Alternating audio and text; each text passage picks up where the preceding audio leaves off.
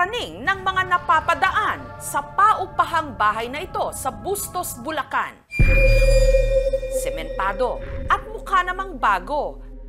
Pero marami raw ang naninindig dito ang balahibo. Bigla po kasi nag-ano yung pinto, sumasara. Si Carolina, mahigit 3 dekada nang nakatira sa compound kung saan naroon din ang bahay. Saksi raw siya kung paano ngang ilang mga nangupahan dito nag-alsa balutan sa takot. Nakikitang anino o parang may naglalaro. Hanggang kamakailan lang ang kung anumang kinatatakutan sa paupahan, tila raw muling nagparamdam. Sa kalagitnaan kasi ng gabi, ang nakaparadang electronic bike na nasa gilid ng paupahan, kahit wala namang nagmamaneho, ganito ang nangyari. Walang kukurap.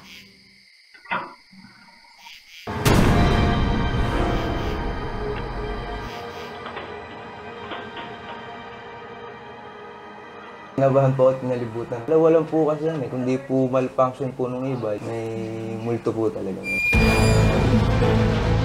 Ayaw naman daw nilang labasin kasi nga natatakot. Dahil ba't umaandar yung e-bike ay wala namang tao. Napaglaruan po siguro ng elemento. Kinabahan, natatakot, kinilabutan. Kung may ganitong pangyayari sa paligid mismo ng inyong tinitirhan, at kung ang iyong mismong bahay may kung anong mga nagpaparamdam, saan ka na magtatago?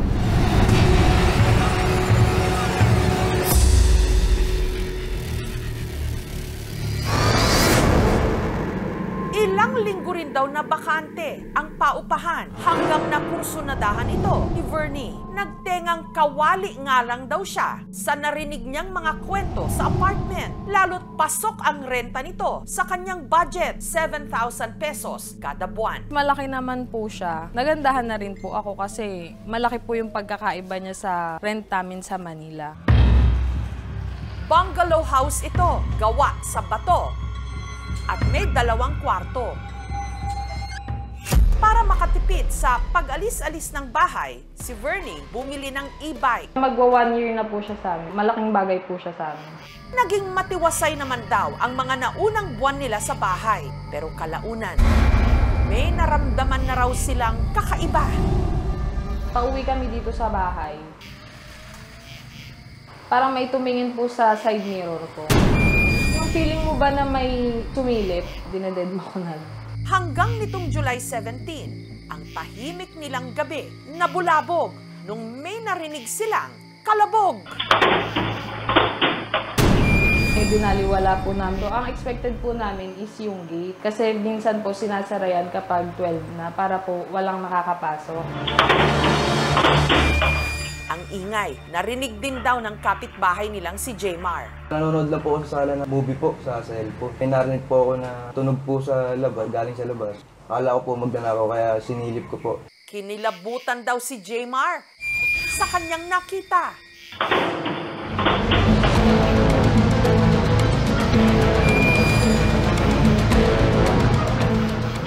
Umiikot po siyang mag-isa. Sa kuhang ito, eksaktong alas 11 ng gabi, makikitang nakaparada ang e-bike sa gilid ng bahay. Walang kung ano-ano, bigla itong umabante.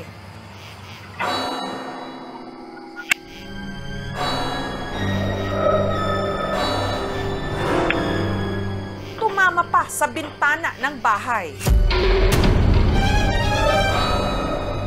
Bago lumiko, at 3 beses na nagpaikot-ikot.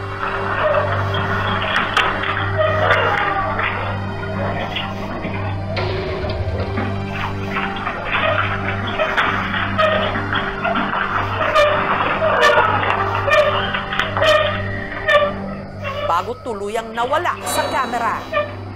Bumangga na po siya sa date po. Kinabahan po at kinalibutan.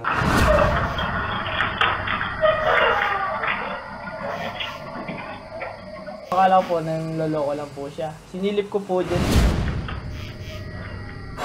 Nakita po, nakabangga na nga po. Chinek po namin, wala po siyang susi. Tapos naka-handbrake din po siya. ang pag-andar ng e-bike ni Vernie. Nakita rin daw ng hipag at pamangkin ni Carolina. Hinilubutan ako.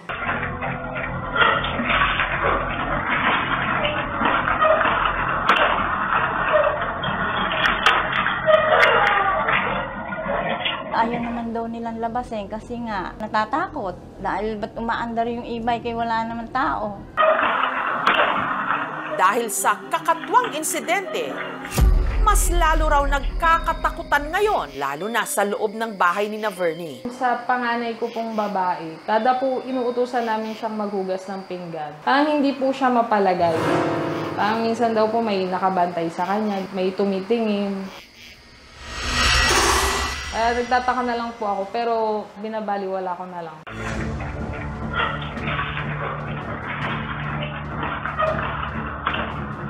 Para mabigyang linaw ang misteryosong pag-andar ng e-bike ni Vernie, ang CCTV footage kung saan kitang mag-isang umandar ang e-bike, ipinasuri namin. Based dun sa video na nakita ko, hindi ko maipaliwanag kung paano siya umandar. Pero doon sa nakita ko, hindi siya edited. Pero hindi kaya nag-malfunction lang ang preno nito? Dinala nila ang e-bike sa mekaniko. Dalawa lang po kasi yan eh. Kundi po malfunction po ng e-bike, multo po talaga. Napaglaruan po siguro ng elemento.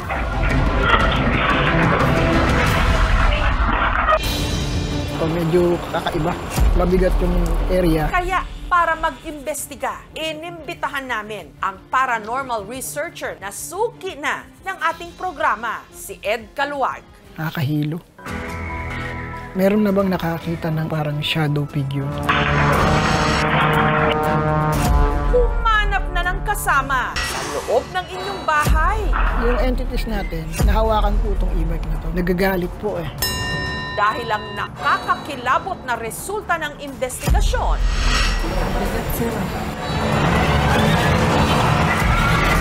susunod na. Umaandar ang takot at kilabot ngayon sa compound na ito sa Bustos, Bulacan. Matagal na kasing di umanong may nagpaparamdam sa paupahang ito.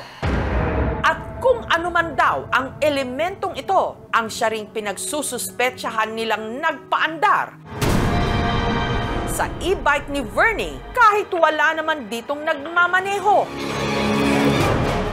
Ang pangyayari, nakunan ng CCTV. Kundi po malfunction po ng e-bike, may ano po talaga, multo po talaga. Napaglaruan po siguro ng elemento. Ang e-bike, sinuri ng isang mekaniko. Meron silang nadiskubring sira sa e-bike. Yung bearing po sa manubela. Umaalog na po, ma'am. Maingay na po. Wala na pong preno. Tinatisin ko po umandar, ma'am. Wala na sulit. Sige.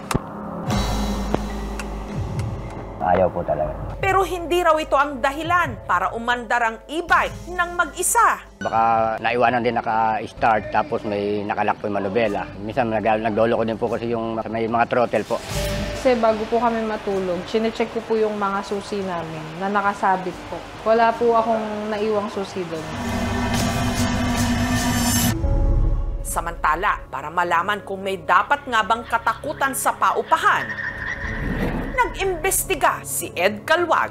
Hello, good evening.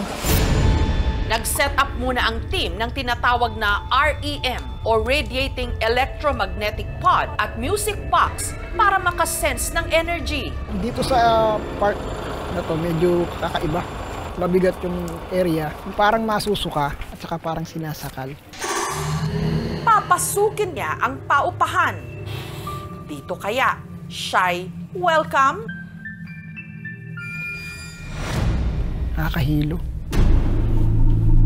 Dito sa part na to, meron bang experience kayo dito nakakaiba? Yung panganay ko po, kapag po nandito siya sa kusina, para daw pong minsan may nakamasid. Meron na bang nakakita ng ng parang shadow figure? Sa anak ko po. Merong ano po eh. Merong boses po kasi na na parang nagagalit.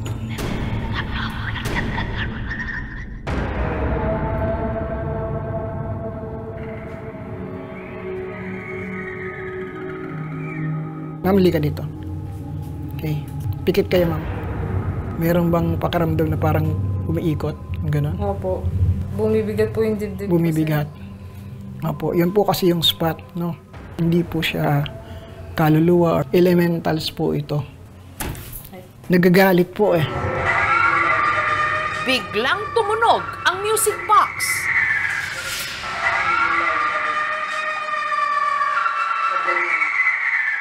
So, ibig sabihin, mayroong dumaan dyan. Hanggang sa ang hawak ni Ed na tinatawag na dowsing rod, itinuro siya sa direksyon. Ano po yung nasa likod dito? Yun na po yung party. Yung part ko nasaan yung may e-bike?